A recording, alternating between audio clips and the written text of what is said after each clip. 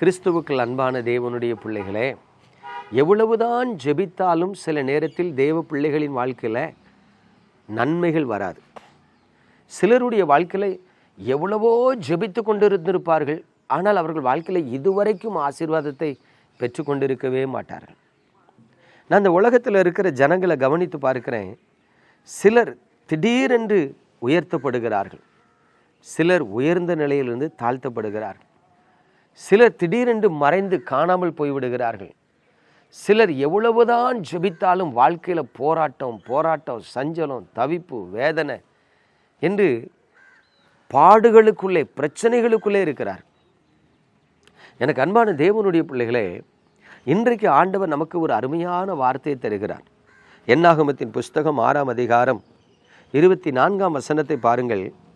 கர்த்தர் உன்னை ஆசீர்வதித்து உன்னை காக்க கடவர். ஆண்டவருடைய வார்த்தையை பாருங்க. இஸ்ரவேல் ஜனங்களை பார்த்து வாழ்த்தும் விதமாக சொல்லப்பட்ட ஒரு தேவனுடைய ஆசீர்வாதம், ஒரு தேவனுடைய வார்த்தை. என்ன சொல்லப்படுகிறது? கர்த்தர் உன்னை ஆசீர்வதித்து உன்னை காக்க கடவர். 2 ஆசீர்வாதங்கள் அங்கே சொல்லப்பட்டு இருக்கிறத பார்க்குறோம். ஒன்று, கர்த்தர் உன்னை ஆசீர்வதிக்க கடவர், கர்த்தர் உன்னை காக்க கடவர். எனக்கு அன்பான தேவனுடைய பிள்ளைகளே, ஊழியத்தின் பாதையில் எனக்கு தெரிந்த ஒரு நல்ல தேவ மனிதன் உண்டு. அடிக்கடி சொல்லுவார், அண்ணே, என்றைக்கெல்லாம் தேவ பிரசன்னத்தை உணர்ந்து ஆவியில் களி கூர்ந்து ஒரு 4 மணி நேரம் 5 மணி நேரம் ஜெபிச்சிட்டேன்னு சொல்லி திருப்தியாக சந்தோஷமாக வருகிறேனோ, அன்றைக்கெல்லாம் என் வாழ்க்கையில் ஏதோ ஒரு போராட்டம், இல்லை கணவன் மனைவிக்குள்ள சண்டை, இல்லை திடீர்னு ஒரு ஆக்சிடெண்ட்டு, எதிர்பாராத செலவு, ஏதாவது ஒரு சஞ்சலப்படுத்துகிற காரியம் வாழ்க்கையில் நடந்துக்கிட்டே இருக்கு. நான் யோசித்து பார்ப்பேன், இன்னைக்கு தானடா நல்ல ஜெபம் பண்ணேன், இன்னைக்கு தானே நல்ல தேவ பிரசன்னத்தை உணர்ந்தேன், ஏன் என்னுடைய வாழ்க்கையில் இப்படிப்பட்ட போராட்டங்கள், இழப்புகள், நிந்தைகள்? அவருக்கு புரியவே இல்லை. அப்போ அவரே அவருக்குள்ள நினச்சிருக்கிறாரு, ஒருவேளை நம்ம வாழ்க்கை இப்படி தான் இருக்கும் போல, இது மாறாது என்று நினைத்திருக்கிறார். என்னிடத்தில் வந்து அவர் பேசும் பொழுது தான் நான் அவருக்கு பொறுமையாக ஒரு ஆலோசனை சொன்னேன். இன்றையிலிருந்து நீங்கள் விசுவாசத்துக்குள்ளே கடந்து வாங்க அப்படின்னு. அவர் சொன்னார், என்ன பிரதர், நம்ம விசுவாசிக்க தானே செய்கிறோன்னார். நீங்கள் விசுவாசி தான், கர்த்தரை விசுவாசிக்கிறீங்க, கர்த்தரை நேசிக்கிறீங்க, கர்த்தரை பின்பற்றுறீங்க, விசுவாசியாக தான் இருக்கிறீங்க. நான் சொல்கிற விசுவாசம் என்னென்னா, இனி என்னுடைய வாழ்க்கையில் வீண் இழப்புகள் வராது, இனி என்னுடைய வாழ்க்கையில் என்னை சஞ்சலப்படுத்துகிற காரியம் நடக்காது, இனி என்னுடைய வாழ்க்கையில் நான் எந்த விதத்தில் அதிகமாக சோதிக்கப்பட்டு மனம் உடைந்து போக மாட்டேன். இப்படி ஒரு விசுவாசத்துக்குள்ளே வந்து கர்த்தர் என் கால் சிக்கி கொள்ளாதபடி காப்பார், கர்த்தர் என் அடிகள் சறுக்காதபடி நான் நடக்கிற நடைகளை உறுதிப்படுத்துவார், கர்த்தர் என் மேய்ப்பராக இருந்து நான் தாழ்ச்சி அடையாதபடி பாதுகாத்து கொள்ளுவார். இப்படி விசுவாசத்துக்குள்ளே வந்து ஜெபம் பண்ணுங்க என்ன. அவர் சிரித்தார். நான் என்ன சின்ன பிள்ளையா, சின்ன பிள்ளைக்கு சொல்கிற மாதிரி எனக்கு பாடம் சொல்லி தரீங்க அப்படின்னார். நான் சொன்னேன், நீங்கள் சின்ன பிள்ளை இல்லை தான், ஆனால் வேதம் ஒரு காரியத்தை சொல்லுது, உன் சுய புத்தியை நீ சாராதேன்னு சொல்லுது. ஆலோசனைக்கு செவி கொடுக்கிறவன் ஞானம் உள்ளவன்னு சொல்லியிருக்கு. நீங்கள் ஒரு தேவ மனிதனாக இருந்தாலும் இன்றைக்கி உங்களுக்கு நான் ஒரு ஆலோசனை சொல்கிறேன், இந்த ஆலோசனையின்படி நடந்து பாருங்களேன். அவர் அப்படியே பார்த்தாரு, ஏண்டா இவன்ட்ட வந்து பேசணுங்கிற மாதிரி பார்த்தார். சரி அப்படின்ட்டு போயிட்டார். ஒரு 6 மாத காலங்கள் கழித்து ஒரு ஒரு ஊழியர் கான்ஃபரன்ஸில் நான் அவரை பார்க்கும்போது அவர் என் கையை பிடிச்சிட்டு, பிரதர், உண்மையிலே உங்களை நான் பாராட்டுறேன், ஏற்ற காலத்தில் சொல்லப்பட்ட அந்த வார்த்தை வெள்ளித்தட்டில் வைத்த பொற்பளங்களுக்கு சமானம்னு சொன்னது போல் அன்னைக்கு நீங்கள் கொடுத்த ஆலோசனை 2 நாள் ஏதோ நீங்கள் சொல்லிட்டீங்கன்னு வேண்டாம் விறுவிறுப்பாக நான் ஜெபம் பண்ணேன்.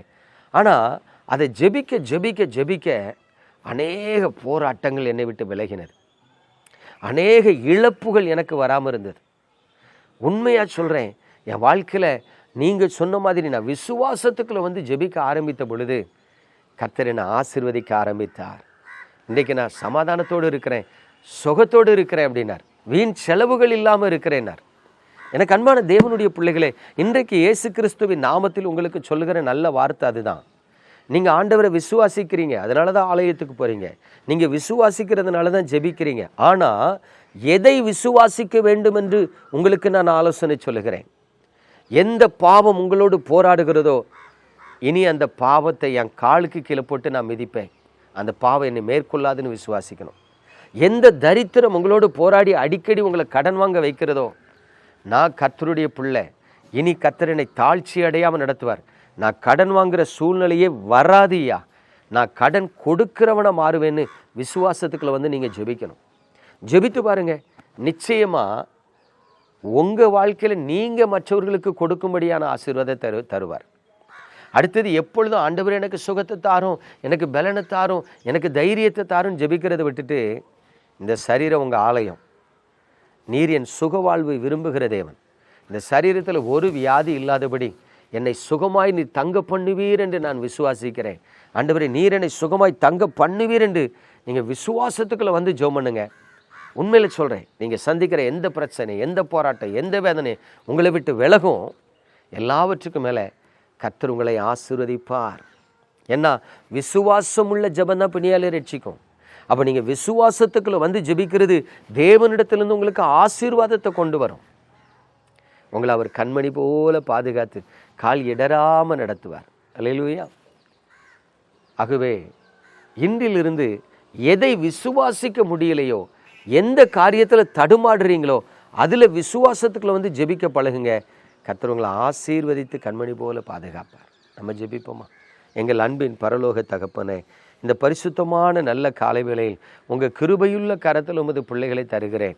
நன்மையினால் இரக்கத்தினால் முடிசூட்டுகிற தேவன், உம்முடைய பிள்ளைகளுக்கு வேண்டிய நன்மையின் இரக்கத்தை நீங்கள் கட்டளையிடும்படிக்கு நான் ஜெபிக்கிறேன்.